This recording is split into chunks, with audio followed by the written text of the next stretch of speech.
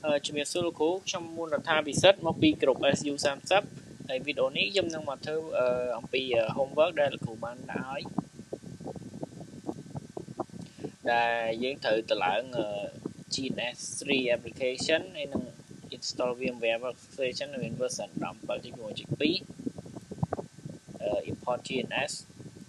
ហើយនឹង import Megatick router ហើយនឹង Winbox អញ្ចឹងដំបូងឡើយគឺយើងធ្វើការ download នៅ file ដែលលោកគ្រូបានតម្លែងឲ្យដែលវាមាន file VMware របស់ GNS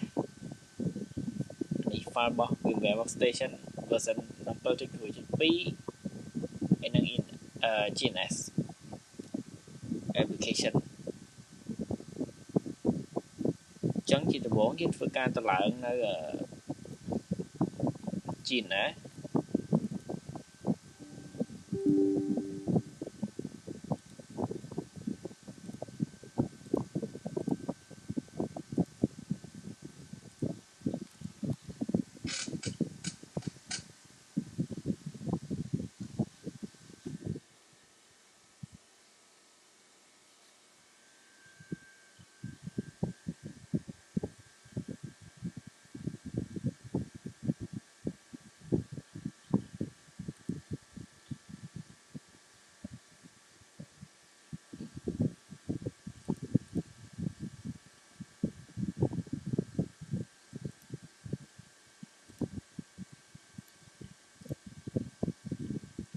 ចាំបន្ទាប់ពីតម្លើង GNS ហើយគឺវានឹង load មក GNS របស់យើងហ្នឹងហើយ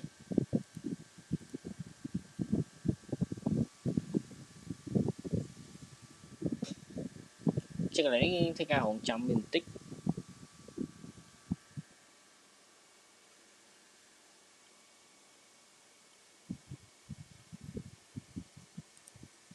ចឹងគឺវា load មកអញ្ចឹងបើសិនជាយើងដំបូងពេលយើង install GNS setup GNS3 ហ្នឹងមកគឺវាមានតានេះមួយទេដោយសារនេះគឺខ្ញុំបានតម្លើង test សាកល្បងម្ដងរួចមកហើយអញ្ចឹងគឺវានៅ load ជាប់នៅហ្នឹងអញ្ចឹងបន្ទាប់មកគឺយើងបិទវាសិនមកហើយយើងចូលមកកាន់ VMware ហើយយើង open file GNS3 vm.ova នេះហើយយើងចុច open ហើយកន្លែងនេះយើងត្រូវការដាក់ឈ្មោះ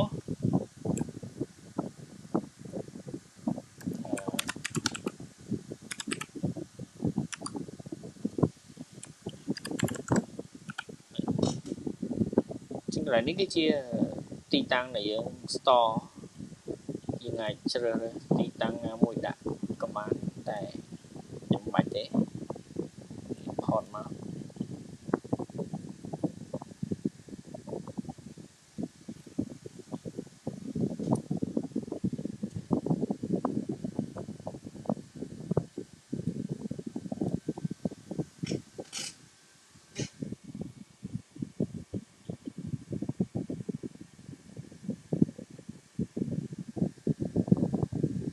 ចឹងបន្ទាប់ពី import ហើយយើងធ្វើការ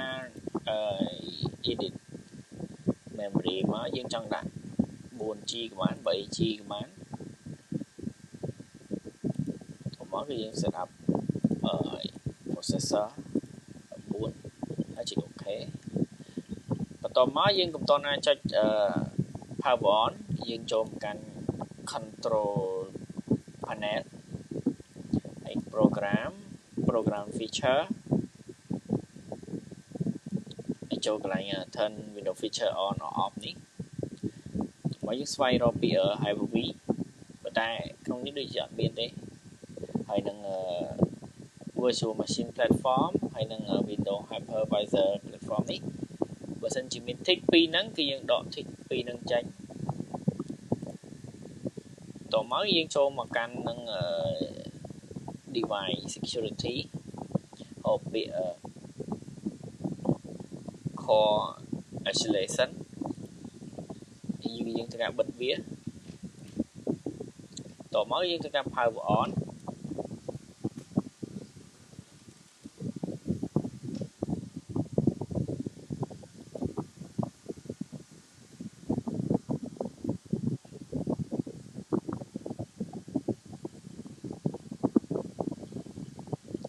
mỗi viên chích ok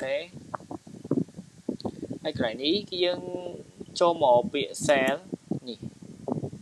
bị xe nắng hay dương chích ok đó trong mà cái này dương quay comment IP ấy gió là 70 nơi IP tại bây giờ chẳng ní cái chi IP tại bây giờ cứ mà rồi cao bí chơi mà rồi 7 chơi pi rồi sang 7 chơi mà rồi 1.4 lơ 1.4 chẳng cái lại cái tôi mà rồi 1.4 nắng chẳng cứ vì lệnh muối đangនៅក្នុងជាតិ F3 trong cái to piយើងមើលIP ហើយយើងធ្វើការ update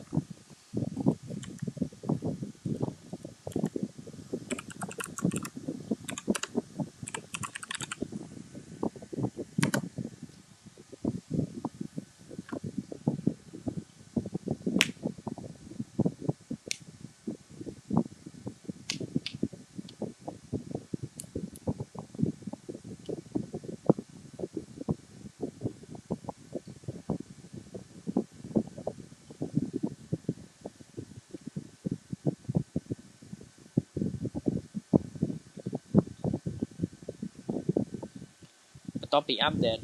ចប់ហើយគឺយើងធ្វើការ update វាបន្តទៀតដែលយើងវាយ comment តាម script គេឲ្យស្រាប់នេះគឺនេះ a t list dot upgradable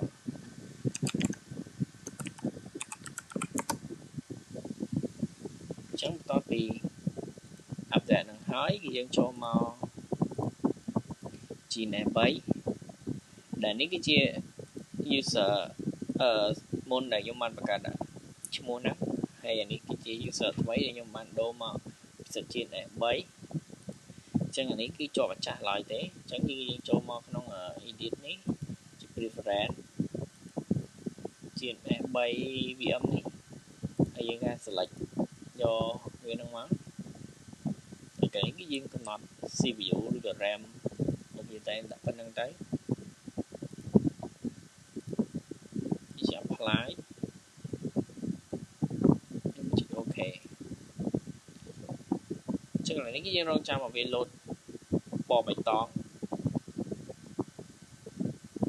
អញ្ចឹងគឺវា load ពណ៌បៃតងហើយកន្លែងនេះគឺយើងចូលបន្ទាប់មកយើងចូលមកកន្លែង help នេះជាពាក្យ setup wizard ហើយ tick យកចំណុចខាងលើ next ហើយនេះគឺយើងមើលIP របស់យើងមកការពីចុចមើលហុង8ចុច233ចុច1ហើយអញ្ចឹងនេះគឺយើងបាន connect វាជាមួយ VMware ហើយជាតែ3ហ្នឹងអញ្ចឹងបន្តមកគឺយើងធ្វើការតម្លើងនៅimport នៅ Magnetic Router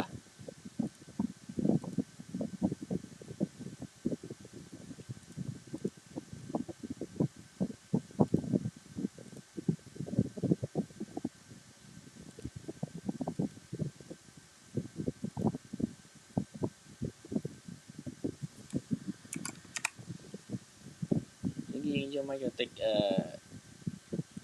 នេះចុច start នេះអញ្ចឹងកន្លែងនេះគឺយើងអត់ទាន់បានដាក់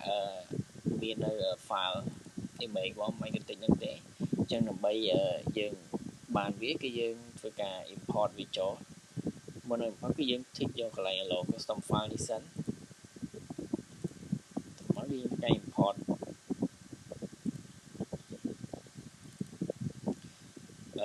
យើងយក version 7.17 នេះចូល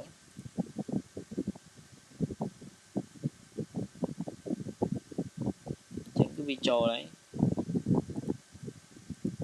តោះមកយើងចុច next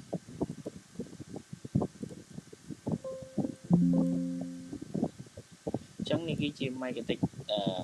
router របស់យើងគឺយើងបាន add ហើយ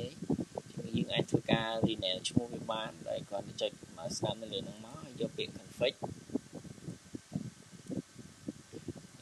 ឈ្មោះវានៅខាងលើនេះ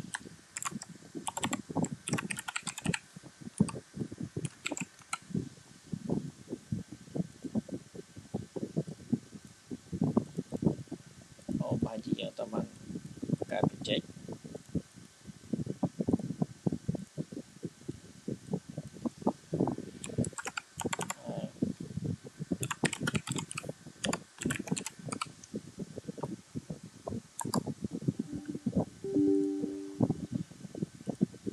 ជាន់ឈ្មោះគឺយើងដូរ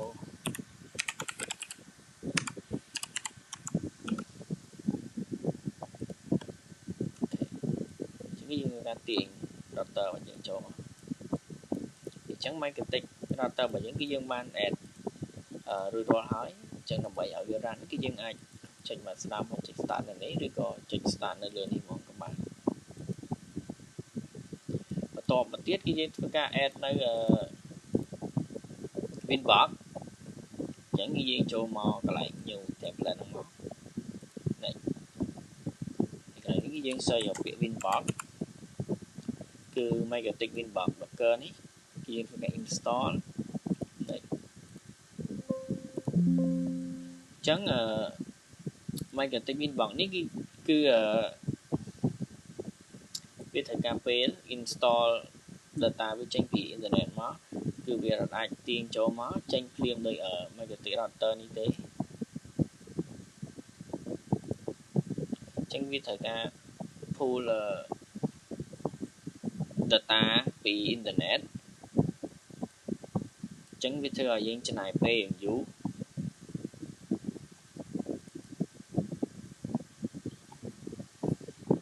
នឹងគ្រូអញ្ចឹងបន្ទាប់ពីវា install រួចហើយគឺ